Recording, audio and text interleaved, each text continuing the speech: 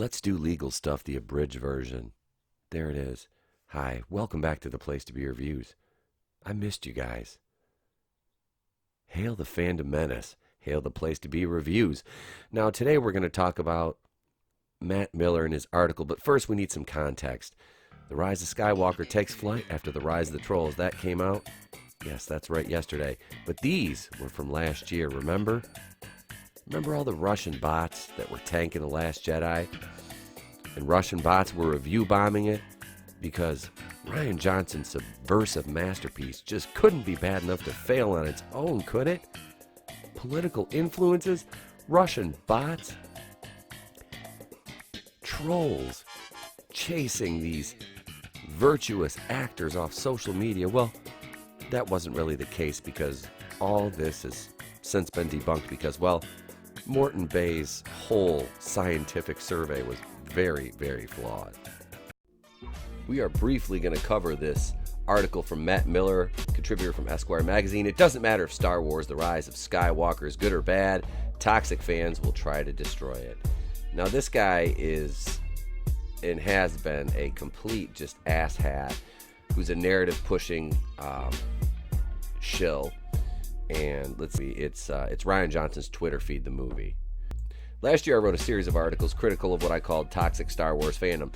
And in the month since, my mentions have been a bizarre hellscape. These trolls have accused me of being a shill who works for Disney to get money, access, and tickets. They've written entire blogs about it. In reality, I only make a sad journalist salary and have often been critical of the Disney Star Wars. I don't particularly mind the attacks, the threats, the accusations. I love when the threats. These people are so narcissistic, they just can't help themselves. If anything, the tweets provide me with some bleak entertainment. I enjoy laughing at some of the depraved Twitter eggs who think threatening me will change literally anything in the modern Star Wars movies. Plus, my experience pales in comparison to the constant harassment that stars Kelly Marie Tran, John Boyega, Daisy Ridley have endured from this crowd. Oh, wait. You mean, we'll go to Data Racer 117's Twitter. Go read Kelly Marie Tran's letter to the New York Times about being marginalized by online harassment. It's a straight-up copy of her 2017 Instagram post, a month before The Last Jedi. So Kelly Marie Tran, this whole thing, they basically took advantage of this. The New York Times basically took advantage of this and created a narrative, wrote this article, and spun it how they wanted to, and created this whole narrative of these toxic fans, they're harassing these actors and making them leave social media. Like, that's the most important thing on earth for these people. They want to spin this narrative and make it all the fans' fault, you know. I mean, I'm sure there was, I'm sure, but it wasn't anywhere near the amount that they said there was, and it wasn't Russian bot. This is so great, because we'll get to the Russian bot excuses and laughable narratives soon enough. So what's funny is they said they're bullied out social media by these fans, but these same like John Boyega and Daisy Ridley are both coming out and knocking The Last Jedi now, which is awesome. But the tweets picked up last week in response to an interview I did with J.J. Abrams. I had asked him about the fan response to modern Star Wars movies, the backlash to diversive casting and progressive themes. His response, which I found fair and tame. Okay, first of all, this whole idea that Star Wars has to be progressive is nothing but trash, because Star Wars has always been progressive at the cast of the side and ancillary characters. Okay, so they're complaining that there's not enough human representation in a galaxy far, far away. So we have to have all the boxes checked for all the alphabet people. You know, everybody's got to be represented, but it's set in a galaxy far, far away, where the rules and laws and logic of our world don't apply. So the reaction to Star Wars, the increased attacks, the increased negativity, the fandom menace, as they call it, you know, that is not unique to Star Wars, obviously. And if I think we live in a time where you're not being divisive, if you're not creating something that's aversive clickbait, sometimes you don't quite feel like you're playing the game. What the fuck is he talking about? You just make a good product or write a good story and people will enjoy it or read it, you know. I always love Star Wars because it's got a huge heart. Did I always believe in and agree with every single thing that happened in every movie? Whether it was the prequels or the original trilogy? No, but do I love Star Wars? Yes.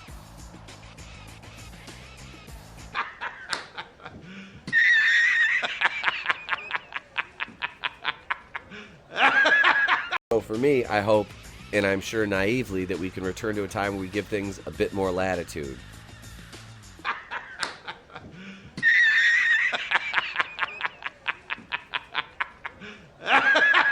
Oh, so you mean cut it slack and just consume it blindly, like a good consumer, and not be a discerning one, just blindly consume trash because it has the label on it that you're comfortable with? No.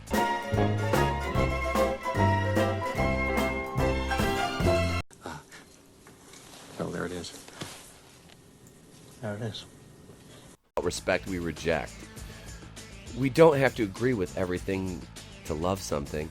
I don't know anyone who has a spouse or partner or any family member or any friend who loves and agrees with every single thing that that person is and does. We have to right return, I think, to nuance and acceptance. And so I feel like, as a Star Wars fan, do I love every single thing about each of the movies? No, but I love Star Wars. Hell yes, I do. That's J.J. Abrams. Now, Matt Miller here goes on, but it didn't matter that Abrams gave these fans the benefit of the doubt. It didn't matter that he refrained from calling them out for their deranged behavior. No, deranged behavior is writing article after article about a false narrative and lying to yourself so many times that you start to believe it, you frickin' sociopaths. Here is a look at somebody actually white knighting for Kelly Marie Tran in a comment section. Oh, there it is. There it is. It didn't matter that he even admitted there were things he didn't like about some of the movies. Just say The Last Jedi. Say it. The quotes sent the so-called fandom menace into a frenzy. In response, they tweeted at me everything from lengthy manifestos on the declining quality of Star Wars to poorly photoshopped anti-Semitic depictions of J.J. Abrams. I make Photoshop images of J.J. Abrams all the time, but as a Semite, none of them are anti-Semitic. To me, the message was clear. There was nothing J.J. Abrams that Lucasfilm, President Kathleen Kennedy, that you mean Darth Kennedy, the not-so-wise, that Disney or any one of the actors can do to change these people's minds about the modern era of Star Wars. Well, if it didn't completely suck, I mean, we probably would. People with problems with the Star Wars films fall, as far as I can tell, primarily into four main camps. Those who think the films are too similar to the originals, those who say the new films, specifically The Last Jedi, deviate too far from the world of the originals, those who think the inclusion of storylines about women characters and characters of color is done at the expense of stories about white male characters. Okay, that's you making shit up, fuckboy. I'm sorry, dude, you're a fuckboy. You're a pathetic, sniveling little weasel. That's all you are, dude. God, you know, this is the thing. People are going to be like, well, who are you? You've only got 125 subscribers. We got 50 Twitter followers. The amount of subscribers I have in Twitter followers does not increase or decrease my value as a person or that of my opinion. Now, am I being harsh on him? Absolutely, because this is just ridiculous.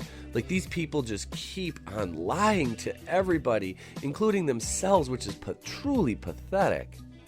In the name, they're dying on the hill of a movie directed by a man who turned in a first draft and said, here we go, we can make this a movie. Look at me, it's subversive. Like, come on, man.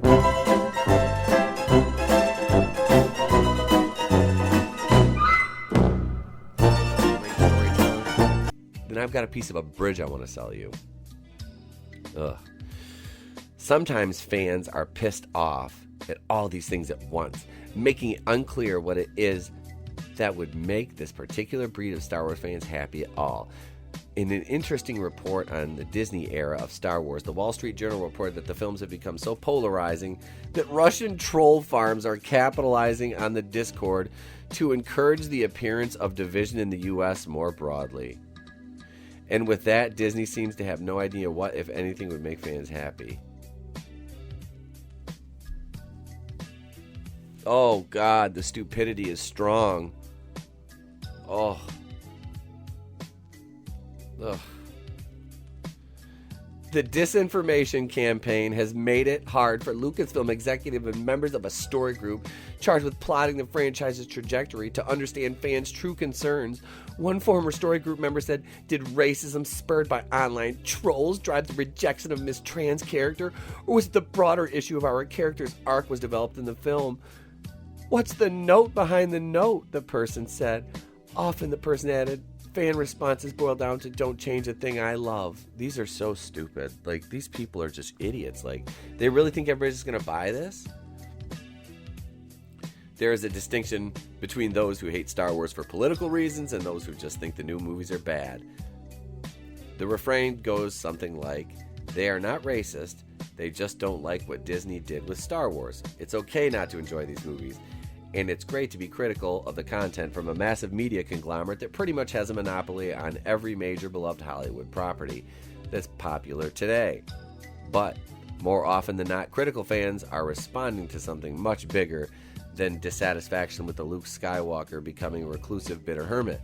But if you read the subtext of many of these critiques, if you read the subtext, so you can't just read the article and take it at face value. You have to read the subtext and interpret exactly what the author was thinking. Because Matt Miller can do that. Because he's a fucking clairvoyant genius. He's stunning and brave. He lives at the corner of stunning and brave. But, oh, there it is. There it is. But if you read the subtext of many of these critiques, these people have very clear opinions about the new stories because they focus on women or people of color. Oh, God.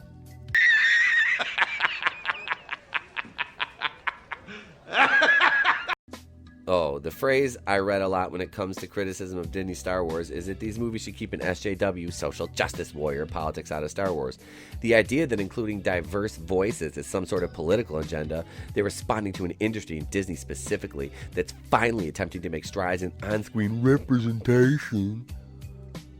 After years of ignoring most voices, they're responding to the frustration that heroes in Star Wars and other massive properties are no longer exclusively straight, white, and male. It's gotten so intense that I'm beginning to think that nothing could happen in The Rise of Skywalker short of an opening crawl that established nothing in the previous film was actually real, and this story about a white man again. That would change my mind. That would change any minds so set on destroying the franchise. This guy is just a fucking beast. So if you're a Star Wars fan that doesn't toe the line, that's what Matt Miller thinks of you. And here's what we still think of The Last Jedi. Now, you've got to believe that this sentiment has carried for over 2 years, and you know it's going to keep going on into the release of The Rise of Skywalker. And I'll be there Thursday. I'm not paying to go watch it, but I'll be in the theater to watch it. And I will be doing a live stream Friday. I'm not going to do it Thursday night out of respect for a lot of the bigger channels. But yeah, this is an actual shot of what happened on the Oregon Trail to fans of real Star Wars. We died of diversity. No, I'm making a mockery of your point that we don't want diversity. We welcome it. Just please write the characters well and allow me to help you watch this saga properly. You can go ahead and remove these bottom 3 right here, and Rebels and Resistance and Solo, because those are not required viewing. They're worthless. All of it. Absolutely all of it. And the thought that Disney's going to pander, well, that's another story. Baby Yoda says thanks for watching. Hail the fandom menace. Ladies and gentlemen, be sure to tune in tomorrow because there's another video coming right at you. Here's where you can follow us across social media. And what do I always say? Remember, folks, if I don't see you, have yourselves a great day. And what else are you going to do? You're going to go out there and have yourselves a pleasant tomorrow. I'm E. Tepecuian. Please bitch slap the like button. So really, this is supposed to be the conclusion to the battle between the Emperor and Rey. Is he shoots Force lightning, she deflects it back with two lightsabers, he disintegrates. That's it right there. That sounds, oh boy, like a Naked Gun ending. You know, it's kind of a scary movie, like a Spaceballs type thing. I don't know. Let me know what you think in the comments below, guys. You know, I signed off already, but this is just pray for me, please. I'm going to see this. Pray for me.